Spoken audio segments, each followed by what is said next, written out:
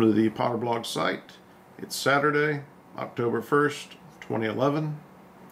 We give you a review today of the September 8th NRC meeting, what our own POTRBLOG team analysis has shown, things that the NRC missed, and things that the media hasn't reported, and things we'll hope they'll catch up on.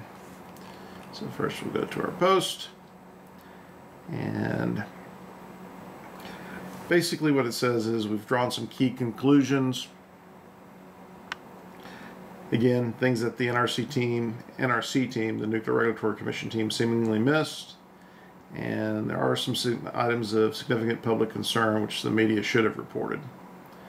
Overall, the lower level NRC staff engineers and scientists did a good job questioning the significant weakness in Dominion's thrust to underperform in restarting the North Anna nuclear plant. However, the issues I'm about to go over still remain, and we hope we'll be proved wrong on these, and maybe we'll see if the NRC will bring up or address these things on their Monday, October 3rd meeting.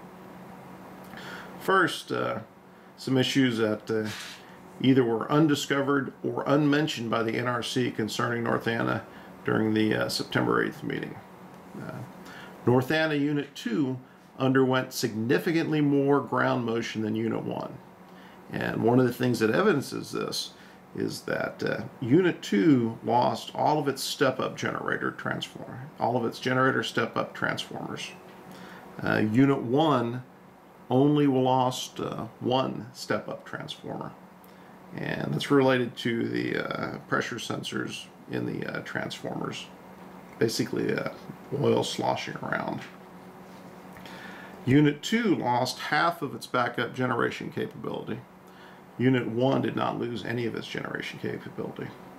Now what makes this even more important is that Unit 1 has some rudimentary seismic recording capability on it. Unit 2 had no seismic recording on it. Another key item of issue is that North Anna Unit 2, the reactor, had its cool down stopped and was left in hot standby because Dominion was concerned about their capability to further cool down the reactor. Now, in the meeting, Dominion referred to this as defense in depth. But indicators are that the lake levels were significantly dropped by the cool down of Unit 1, and the swag is that that's why Dominion didn't want to use the same process on Unit 2. And let's go to a quick clip of the video here where they discuss this. At 11:37 hours, we commenced the cool down of Unit 2. However, we stopped that in mode 4, hot shutdown conditions. So there they say that they started cooling down Unit 2, but they stopped it and left it in hot shutdown. The reason for that was to maintain defense in depth. In that mode, we were able to have 2 trains of residual heat removal that we could place in service if needed. In addition, if those were lost, we would still have a steam generator available to remove heat. There hasn't been. Now, on Unit 1, they used the steam generator to take it down immediately. And the rationale for that was they wanted to go in and remove the seismic recording plates. But that dropped the lake level significantly. And what I suspect is if they tried to do that with Unit 2, that they would have exposed the cooling intake pipes for the reactor. And here's where it becomes even more tricky. You know, had North Anna's seismic alarms functioned properly, and they didn't, they have 2 alarms that go off that alert them that they've exceeded the earthquake operating basis, and another alarm that's supposed to go off that says that the plant's actually exceeded its design basis for the earthquake. Both those values were exceeded, but the alarms never went off. So they did not have the information available to react properly. Had those alarms both gone off, I believe they would have been required to immediately take both reactors into cool down. And the issue with that is is, again, the lake levels and cooling capacity may not have been supported. Now, this is not to make clear, we're not taking a shot at the operators here. The operators did the best that they could, I believe, with the information they had available. The problem is they were in a state of ignorance because their company supplied equipment didn't work properly. And we'll go now to point 4 of this. If you ever look at any major accidents, industrial accidents, usually there's not one particular thing that causes a failure. It's a lot of little mistakes that build up, key mistakes that build up, that result in failure. I think this is by grace of God, we didn't have an issue here immediately at North Anna. But because the seismic indicators failed to alert, the operators didn't understand that the plant exceeded its design basis. So they also didn't understand that Unit 2 actually received more earthquake shaking than Unit 1. So instead of shutting down Unit 2 first, actually they should have shut them down both, but they didn't know that. So they shut down Unit 1 first, whereas based on the ground motion, they should have shut down Unit 2 first. So now they've shut down the unit that has potentially a lesser amount of damage. Then the Unit 2, which potentially has the most amount of earthquake damage because it received more ground motion, they stop from cooling down because I believe lake levels were not supportable for it. So now you have the reactor with the potentially the most damage not being the one turned off, not being the one cooled, and the one being left longest term in hot shutdown. And then you top that off with an approaching hurricane, and in essence you have a real cluster mess. I mean, they missed the bullet on this one. Just imagine had they tried to evacuate anyone with the oncoming hurricane, or if they wanted to pass out potassium iodide pills. I mean, this is an example of failure modes potentially leading to catastrophe. It's also an example of the grace of God protecting us. Hopefully it'll be a lesson learned. So next we'll go on to issues that were mentioned by the NRC but were not covered by the media. And again, the lower level scientists and engineers, and if you watch the video of the meeting, it's almost a 3-hour meeting. These would be the guys sitting in the bleacher seats. They actually did a pretty good job addressing or commenting on pretty much the things that North Anna Dominion were, I would say, not up to snuff. They didn't instill any confidence in me in their ability. But I'm surprised that these things weren't covered by the media. The first is the NRC does not consider radioactive leakage from the plant to be a hindrance to restarting North Anna unless it's really leaking. Now, and what this says is that they're really just looking at the functionality of the restart. It's the equivalent of having a car that's been involved in some sort of accident with unknown wreckage, and you're just wanting to see if you can start it and drive it down the road.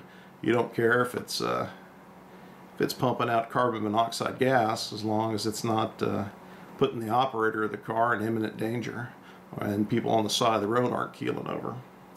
But let's listen to them in their own words on this.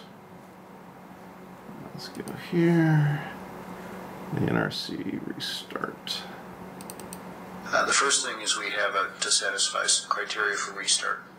And they have to demonstrate it. We have to be comfortable. And those have to do with the functional capability of the systems. So a leaking pipe typically does not affect the function unless it's really leaking. The first thing is... And he's talking about a radioactive leaking pipe. This is what brought this up, was radioactive leakage of pipes. So, if you're a resident and you think it's safe because the NRC says it's safe to restart, the best you can hope for is you're not going to keel over immediately from radiation sickness. let's go back to another point here. And this was also brought up in the meeting, and that is North Anna had limited seismic recording capability. Basically, they only recorded components of the motion, north, south, east, west, and up, down. And because they didn't have the full width of motion available, it actually underreported the quake. And this is the equivalent of, say that the earthquake had a strength of 5 in a certain direction. Well, the North Anna equipment would have reported as a strength of 3 going north-south, and a strength of 4 going east-west, and a strength of nothing going vertical. So they use this underreporting to make their claims that they think they can restart the plant with limited oversight. Another thing that came out in the meeting that wasn't reported is that the seismic recordings which were available, the limited recordings that were available, well, some of them were missing several frequency bands. So, you know, we don't know for sure what's going on there. And the other thing that just seemed to override the majority of Dominion's position in the meeting is that, you know, if things look good, it must be good. And if I was an engineer up there having to defend this, I don't know if I could stand up there and do it. But here's a prime example. And let's see here. See if I can bring it up. At 11:37. I have to fast forward to it. What they're going to be talking about here in a second is anchor bolts. Anchor bolts that hold things down in the facility. So get to the right spot. Lateral movement of the tank at all. Okay. So here, the guy just asked him is if they checked the bolts. Lateral movement of the tank at all. One more time. If there hasn't been any movement, lateral movement of the tank at all. So the guy just said, and this is the rep from North Anna, there hasn't been any, we haven't seen any lateral movement in the tank at all. That's his claim. Okay, still sitting on the 4 pedestals. Okay. So it's still sitting there. Now, one of the NRC lead guys is going to question this. So you don't know if there's any hidden damage to the bolting? No. You don't know if there's any hidden damage? And the response is no. Plastic deformation or no cracking or anything like that? Have you done any examinations of anchor bolts in any characteristics, any part of the plant, with respect to non-destructive examination to see if there's any damage to any anchor bolts? As far as NDE on the anchor bolts, no. Okay. No, we've gone and tried to tighten some and showed that So that's what we have. It looked good, but they took that extra step. They went through and tried to tighten some down and see if they still held. And that seems to be the gist of almost everything that they've stated in here. So, you know, my concern is that they've North Anna has significantly under supported what they need to do to make this plant safe. In fact, I'm willing to state that if Dominion wasn't getting government subsidized, and that means you and I, taxpayers, are subsidizing the insurance to operate this place. If that wasn't happening, they would not be restarting this plant. If North Anna had to go out on the free market and buy insurance like you and I do for our car, no insurance company in their right mind would insure them to restart this facility based on what they've done so far. So let's go to the next aspect here. So we've got the it looks good, it must be good. You know, the final aspect of it is that it's pointed out to North Anna that they should have been able to interpret the seismic results on site. And one of their individuals was really surprised that they weren't able to look at the seismic plates themselves and make their determination. Now, had they have done that, they would probably have had to take Unit 2 into shutdown quicker. So there's a whole series of things here that really bring into light problems with North Anna's analysis of what's happened and the minimal oversight that they're looking for, or minimal reporting capability or requirement they're looking for to restart the plant. But, you know, there's at least one person at North Anna who I think deserves a pay raise. And now it's not a pay raise because he's really watching out for the public, but he deserves a pay raise because of his ability to skillfully handle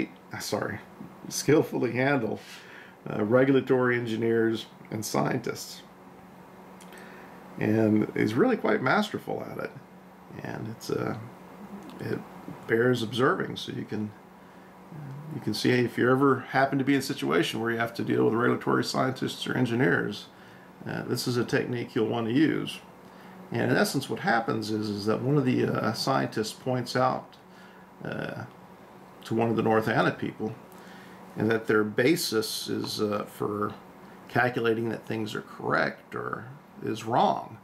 And it's wrong for the reasons I pointed out earlier, that they only measured components of the quake, so that they're actually getting underreported, and so they're not using the right procedure.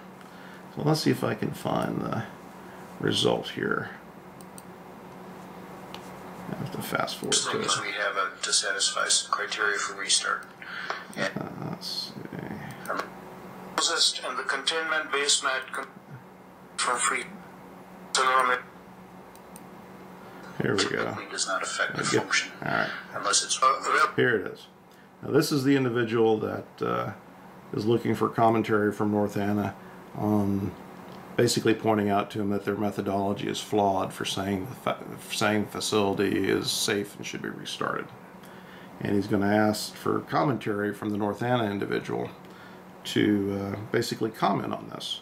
And what the North Anna individual is going to say, and this is the guy who deserves a pay raise, is he's going to say to this scientist here, he's going to say, I agree with you. Our methodology is flawed, but we're doing the best we can, and we think it's good enough. And we have some hired guns out there who agree with us that it's good enough. But technically, you are right. And what this does is this gets a scientist or an engineer off your back, because he knows you understand his point. So he's not going to try to push that point much more. Second thing is now he's got people backing him up saying that what I'm doing is good enough. So if there's disagreement, yeah, you might not look as smart as you think you are. And that's always a risk that engineers and scientists don't like to take. But then finally he adds it up again with saying, I agree with you. You are right. So let's watch this. This is masterful. Relative to DB, please comment on this. How you will let me comment. North Anna did not have any free field accelerometer, and you are absolutely correct that CAV should be calculated from free field. However, this is the closest, and the containment base mat, containment being founded on rock. The spectra that we calculated from free field, from the analysis of the containment, for our design basis earthquake, the spectra match fairly close, and I think we have a backup slide we can show that to you. We also had peer reviewers, Dr. Kennedy, SGH, and Bechtel review our calculations of CAV. They actually calculated the CAV, and their opinion is that though in a strict, the comparison of the design basis with the spectra at the containment basement, it's fairly close, as Eric had mentioned. So our conclusion is that even though it's not from free field, it's a reasonably good representation of the CAV value taken from the readings from at the basement of the containment, and that